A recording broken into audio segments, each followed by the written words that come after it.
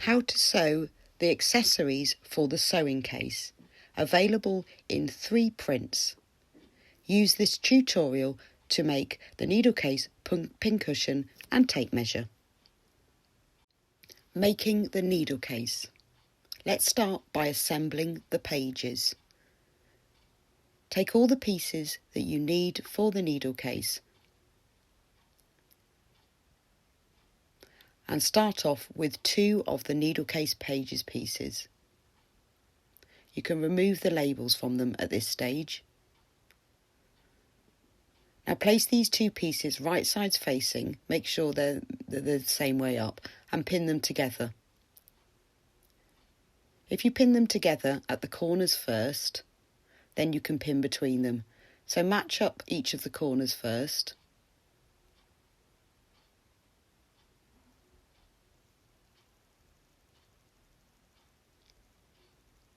And pin together, making sure the raw edges are matching up.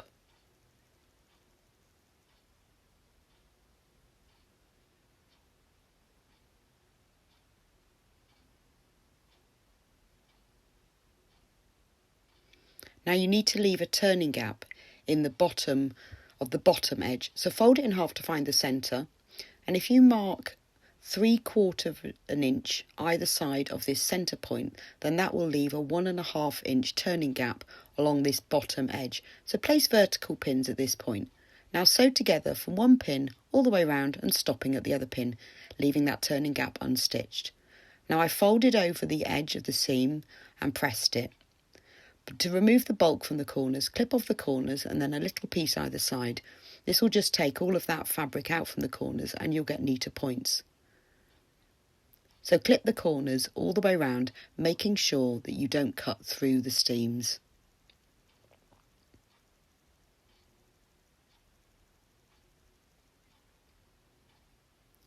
Once that's done, make sure the edge of the turning gap is folded over and then turn it over and fold the other side of the turning gap over.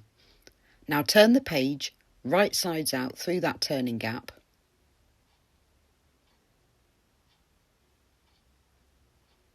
And then push out the corners just with your fingers to start with. And then push out the corners. If you push the fabric onto the item that you're using to push it out, such as a small stick or a small pair of scissors, then you won't pierce the seam. So rather than pushing the scissors into the corner, push the fabric over onto them and then you're less likely to pierce the fabric. Once you've pushed out all the corners, press it so it's nice and flat and top stitch all the way around the edge. Repeat this with the other 2 needle case pages and then you've got 2 finished pages in total. Making the tab. Take the needle case tab and fold it in half with right sides facing and sew together down the long side and down one short end only. Once this is done, it's quite a little piece, so to remove the bulk, trim off the corners and then trim the seam allowance. Now turn this tab right sides out, so it looks like this, with the seams laying right on the edges, and then top stitch all the way round. Then it will look like this and your tab is finished. Making the cover. Place the needle case cover outer centrally on top of the needle case wadding that you cut earlier, then press or tack into place. Take the needle case tab and then measure on the left hand short side of the needle case cover halfway along and mark this with a pin. Now take the tab and place the raw short end level with that centre mark so it's placed centrally and pin it into place so it faces inwards on top of the cover, then tack into place in a couple of places down the edge and down the side. Then sew it together all the way around and trim the wadding. You can see the needle case tab is tacked into place and I've also appliqued the extra label onto the needles. That's optional, it just adds detail. Take the needle case cover lining and place this right sides facing on top of the needle case cover and the tab and pin it into place all the way around. Match up the corners first and pin those into place, and then pin between them. Again, match up the corner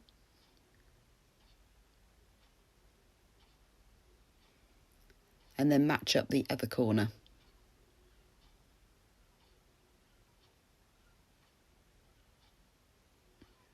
Now you need to leave a turning gap in the centre of the bottom edge, so fold it in half or measure to find the centre, and then measure 3/4 of an inch either side of this gap to leave a 1.5 inch turning gap. This is exactly the same as you did when you made the pages. Place vertical pins at either side of the turning gap. Now stitch it together, starting at one side of the turning gap, and then stitch together all the way around and finishing at the other side to leave the turning gap unstitched. Once that's done, you can clip the corners. I've pressed the seam of the lining over before I've done this. This just helps it when you turn it right sides out later. It helps to keep the seam right on the edge. So trim off all of the corners. I clip across the corner and then take a little snip out of either side to reduce the bulk.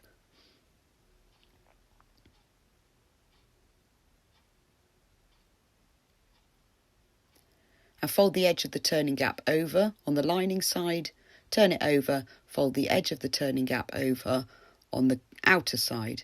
Now turn the whole cover right sides out through the turning gap.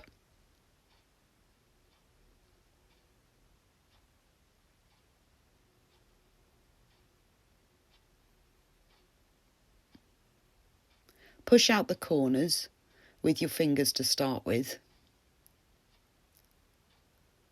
and then push out the corners like you did with the pages. Again, push the fabric onto your scissors or stick, depending on what you're using, rather than pushing it into the corners. That helps you to stop piercing the fabric. So make sure those corners are creating nice, neat points all the way round. Undo the extra layer of tacking stitches you put in for the tab, because the tab needs to be facing outwards at this point. Give it a press so the seams are all lying right on the edges all the way round, and fold the turning gap to make sure that it's all turned under. Then top stitch all the way around to neaten and hold the turning gap closed. Your needle case cover is now finished and ready for the next stage. Assembling the needle case. Take one of the pages you made earlier and you need to draw a line centrally down the vertical centre. So measure to find the centre point, like this, and then take a ruler and draw a line. If you use a ruler, you can make sure it's at right angles to the dot. Using an erasable pen, draw a line down the centre. Now place this on top of the other page, making sure all the edges match up. Pin it together and then tack about 1 inch either side of that line. That just holds the pages straight during assembly. Now take the needle case cover and place it with the lining side up, and place the pages right sides up on top, making sure that they're facing in the same direction so that you've got the top of the needle case cover at the top and the needle case pages at the top. Now if you clip about 1 inch either side of this centre line, then you won't need to remove the clips while you sew it in place. Now sew the pages into the cover. Start in the centre, stitch to the top, down to the bottom and back to the centre. This 2 lines makes it extra strong. Once you have sewn that all into place,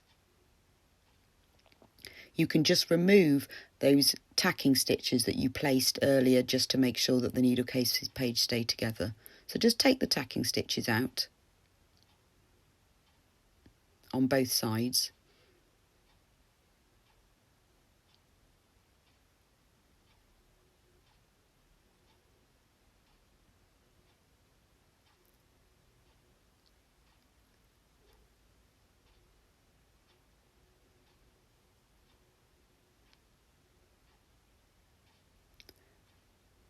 Then fold the needle case over so that you've got the seam on the edge, and then fold the tab over. Now you can either sew a press fastener onto here or use a snap fastener. It's just to hold it in place. Here I've attached a snap fastener to mine. You can then slip needles into all of the pages so that you can keep your needles and then put your needle case to one side to put into your sewing case. Making the pincushion. Let's start by making the body. Take all the pieces that you need for the pincushion, the top and the bottom and the sides. Take the sides and fold it in half, right sides facing, so the two short ends meet. And then pin it together and sew together down this short side. Once that's done, press the seam open. Now fold it in half so that the seam's at one side, and then make a crease just with your fingers at the other side. This divides the sides loop in half, and just mark this crease at the top and the bottom. You can use a pin, or I'm using an erasable pen here. Now match up this halfway mark with the seam, then lay it flat, smooth it out and mark either side with a crease, and then again mark these crease points. This divides the sides loop into quarters, which makes assembling the pincushion easier.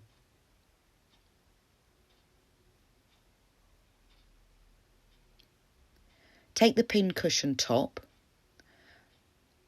and we're going to mark the quarter points on here. So fold it in half, matching the raw edges and the curved corners, and crease along the bottom edge, open it out and mark the top and the bottom of the crease. Then fold it in half again, but the other way this time. Crease that bottom fold, open it out and mark those creases at the top and bottom edge on the wrong side. Now take the pincushion bottom, and we're going to divide that into quarters in exactly the same way. So fold it in half, right sides facing, mark the bottom edge with a crease, mark the top and the bottom of this crease, then fold it in half again the other way this time, mark with the crease, and then mark the top and the bottom of the crease. So your top pincushion top and bottom are now divided into quarters. So take the sides loop, and to help it to bend round the corners of the pincushion top and bottom, make small snips along the loop just within the quarter of an inch, so just a little bit less than a quarter of an inch all the way along. And do this all the way along the top and the bottom edge. You won't need the snips by the marks because those will be on the straight edges, but you'll need more snips where it goes round the corners. But I just snip it mostly all the way along, and probably not as many snips just near the marks. So just make sure that those snips are just a little less than quarter of an inch long. You can just judge that by eye. It's just so that the snips can't be seen once you sew it into place, but it helps it to bend round the corners.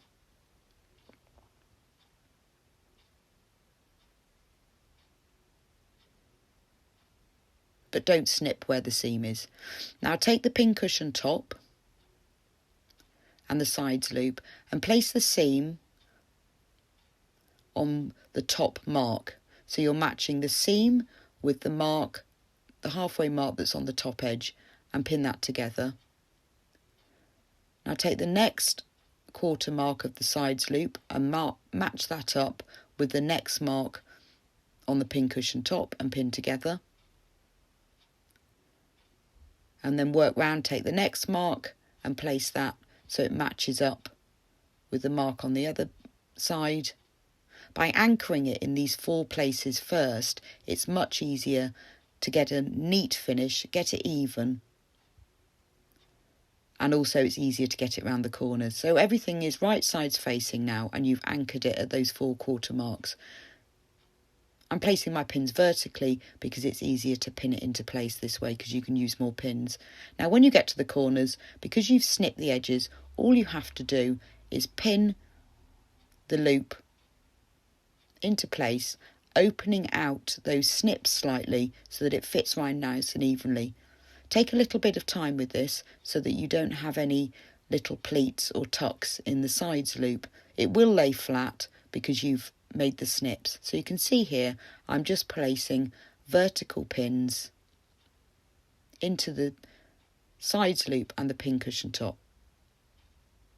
Now repeat that to pin it into place all the way around and then sew it together like this. So now the pincushion top is attached to one side of the sides loop. It's nice and neat. Now repeat this, take the pincushion bottom and take the top edge and match that up with the seam. That means that your pincushion top and bottom will both be the same way up. Again, right sides together, anchor it at those 4 quarter points first. So you can see how easy this is to do because you've taken the time to match the quarter points before you began.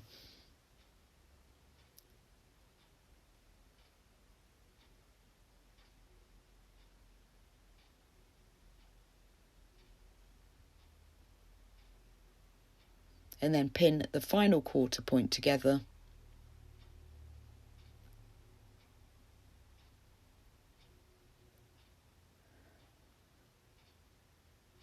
And then pin it together. Always sew from the sides loop side and then sew it together all the way around, but you do need to leave a turning gap. So it doesn't matter which side, but leave a turning gap along one straight side, not on the corner bits. So if you place vertical pins here, don't leave the turning gap where the seam is because it's much easier to fold the turning gap on the inside if you haven't got the seam. So you can see just the straight side, I've left that open. Stitch it together all the way round. Now you can turn it right sides out through that little turning gap that you've left. So if you put your finger in and push the opposite side through, then you can easily pull the whole pincushion right sides out through that turning gap.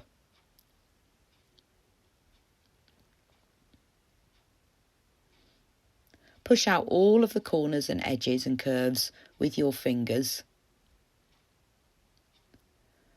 And now roll the seam so that it's lying right on the edge and then give it a press. And then repeat that with the bottom. Roll the seam so it's on the edge. Fold the edges of those turning gap either side to the inside. And then take a little bit of time here to press the top and the bottom so that the seam is lying on the edge all the way around. If you lay it flat on your ironing board, it's easier to do that. Filling the pincushion. You now need to fill your pincushion. And you can choose. You can fill it with polyester fibre fill like a soft toy stuffing.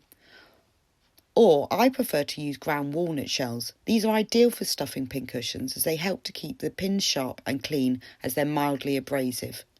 You can get them from pet shops as they're actually used for the bottom of reptile cages. To fill it up, if you get a piece of paper and roll it up into like a funnel shape and put that in the hole, you can fill it with the shells.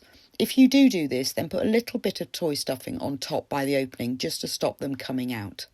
Once you've filled it, whether it's with walnut shells or whether you've used soft toy filling, slip stitch the opening closed. So to do this, take a needle with some thread, leaving a long end, come up at one side of the turning gap, and then work a few stitches on top of each other to secure the thread. Now slip stitch it together by working a small stitch through one side of the turning gap and out through the other. Make sure that your stitch runs just under the fold of the fabric so that all you'll see on top are the tiny vertical stitches. This is also known as a ladder stitch. Stitch it together all the way along, trying to keep it neat with just those small straight stitches on the outside and the long stitches running underneath the fabric. To make sure that the turning gap is really securely closed, once you've stitched one way, go back and stitch the other way. You can work these slip stitches, the small vertical stitches, into the gaps between the other stitches, and this just means that your filling or your walnut shells are really securely held inside. So slip stitch it into place all the way along. Again, work this second row between the stitches of the first row.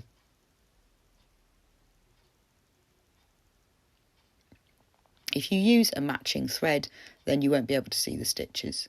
Once you've stitched all the way to the other end, work a few tiny stitches on top of each other, 2 or 3 is fine, and that will just secure the end of the thread.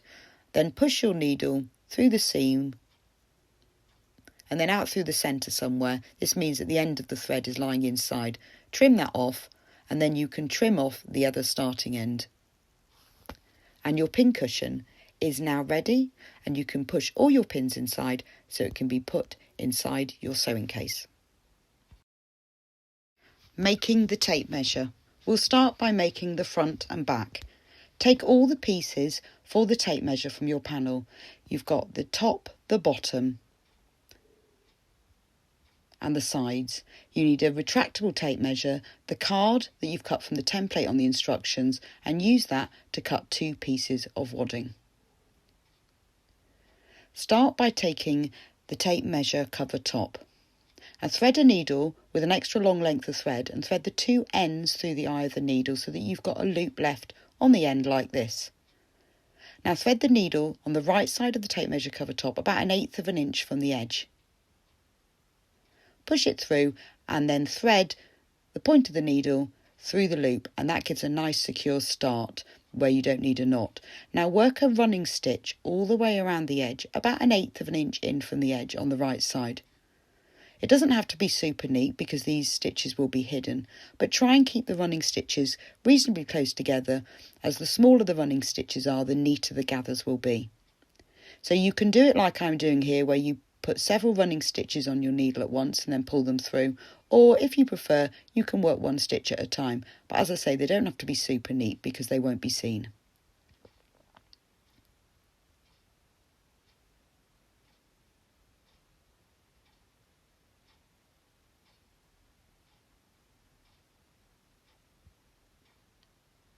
So continue working the running stitches all the way around the edge until you get back to the loop where you started.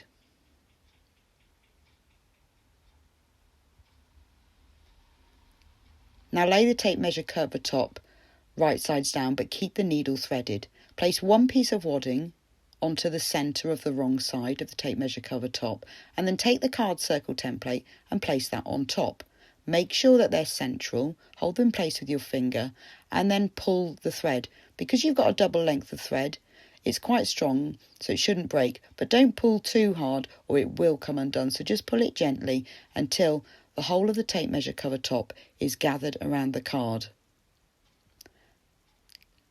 Pull the final end and hold it with your thumb on top of the card. Make sure all the gathers are nice and even around the edge. Hold that tight and then work a small stitch just to secure the thread.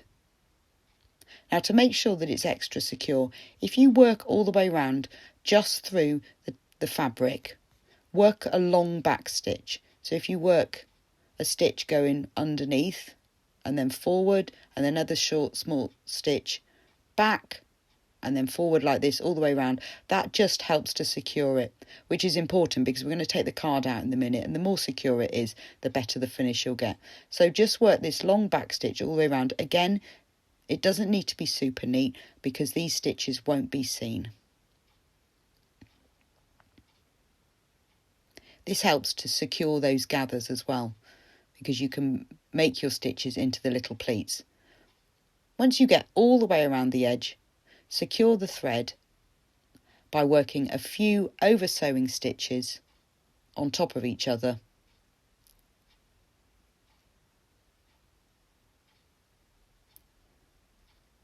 Then you can cut the thread.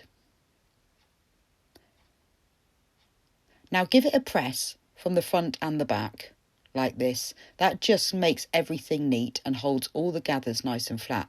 Now bend it in half. So if you bend the card in half, it'll be easier to get it out. And then just peel back the gathered edge.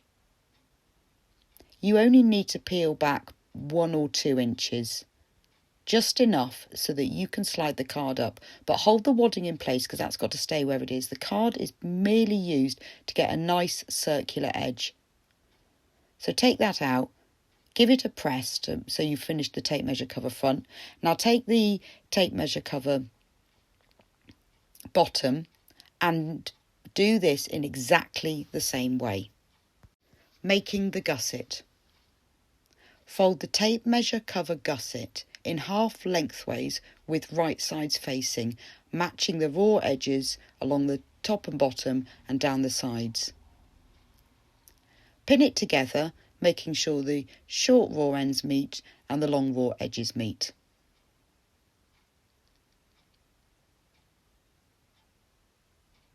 And then pin it together in the centre. Now stitch it together down the length. Press that seam open, and I've worked some tacking stitches along one short end because I'm going to turn my tube right sides out using a turning tube, and you need to tack the edges to do this. If you haven't got a turning tube, just turn it right sides out. Use the stick to push it all the way through, and you've turned the tube for the tape measure gusset right sides out. You'll just need to remove the tacking stitches that you worked across the end. Make sure you use quite long stitches, and then they're easy to take out. Remove the stick and it's now turned right sides out.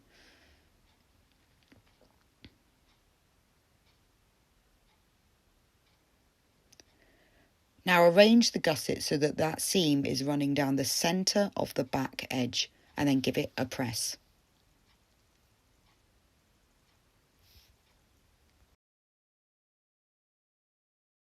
Assembling the cover. Take the tape measure cover gusset and turn one short end under by 1/4 of an inch to the wrong side, so turn it over to the seamed side and tack this into place.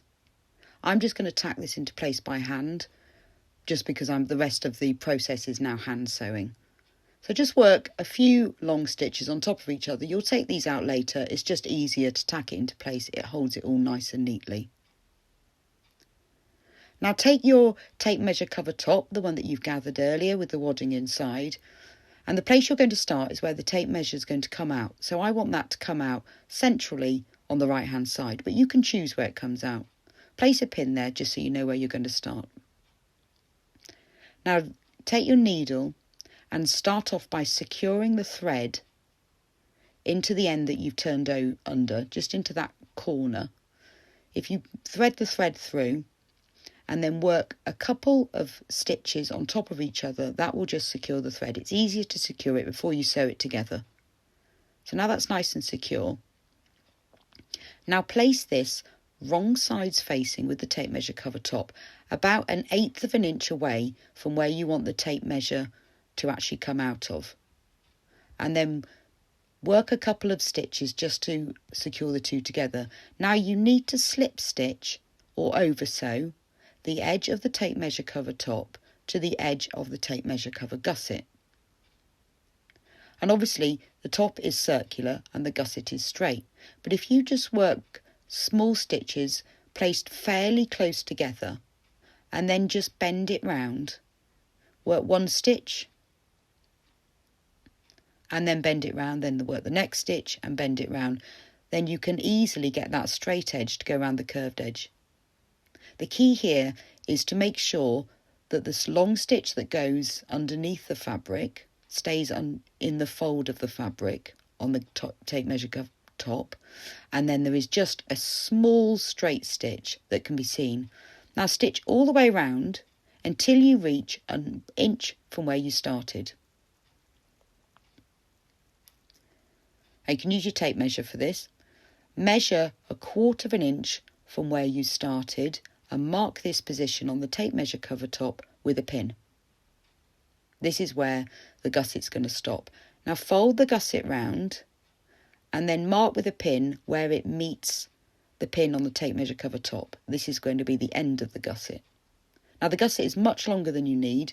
It's just because it's easier to stitch it into place. We're going to trim it now. So cut it about 1/4 of an inch outside of that pin, so to the right of that pin. And then fold the end under and pin it into place. So that just hems the other end of the tape measure cover gusset. Just hold that into place for now with a pin.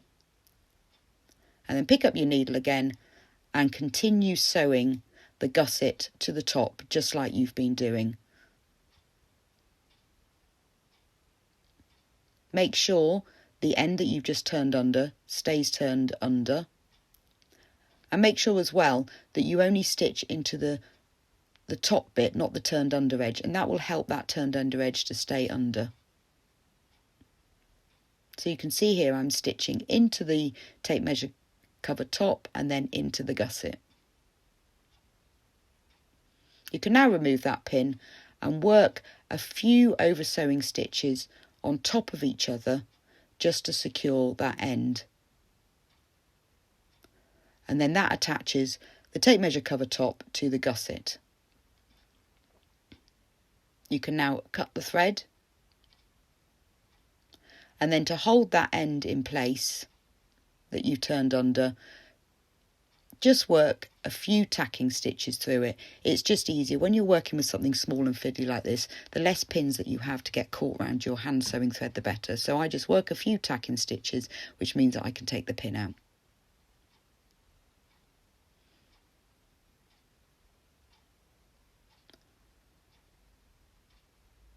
So now you've got a 1/4 inch gap, and that's where the tape measure end will come out. So take the tape measure cover bottom, and I've marked with a pin where I want that to go because I want the top and the bottom to be lining up. I want them to be the same, in the same positions. And now stitch the bottom, tape measure cover bottom, to the other side of the tape measure cover gusset in exactly the same way. You can take the pin out now. Work small stitches. The smaller you make them, the neater it will be, and it will also help the gusset to curve around the curved edge of the bottom, the circle.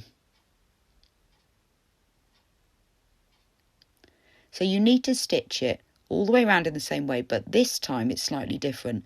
You only need to stitch until you reach halfway.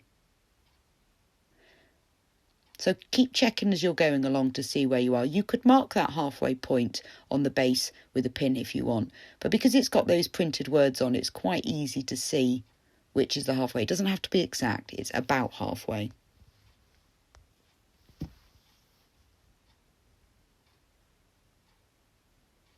So just stitch, move it, stitch it, move it.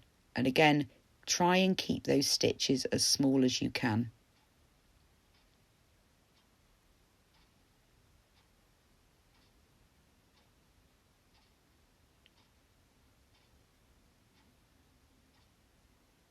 So now you can see I've reached about halfway.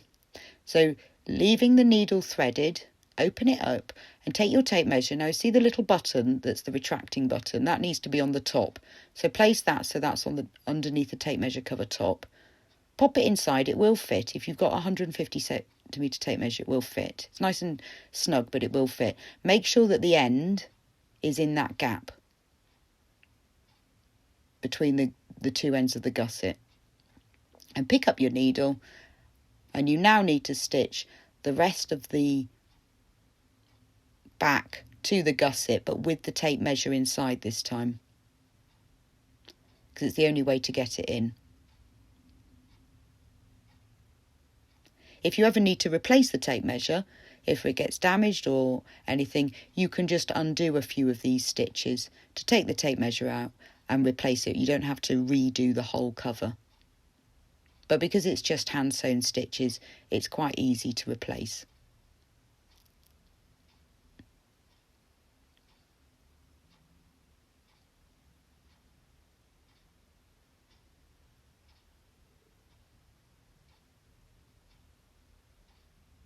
So just keep easing it round and it will fit nicely. It's nice and snug, and the wadding that you've placed underneath the top and the bottom just gives it a little bit of extra padding and structure.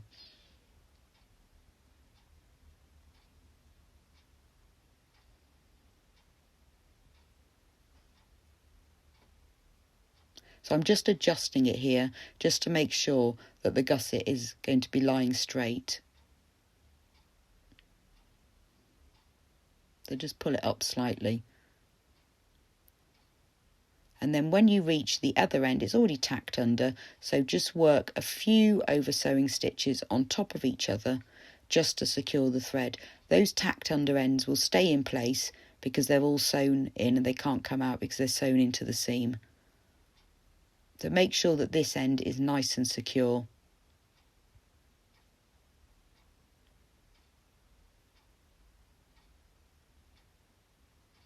Sometimes it's better to work backwards a little bit. So you can see I've worked back down the seam a bit. It just makes it a bit more secure. Run the thread underneath and then cut it off.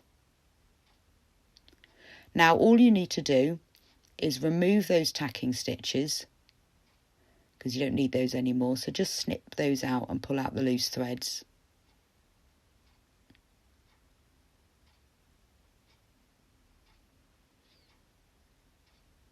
And then remove the tacking stitches at the other end.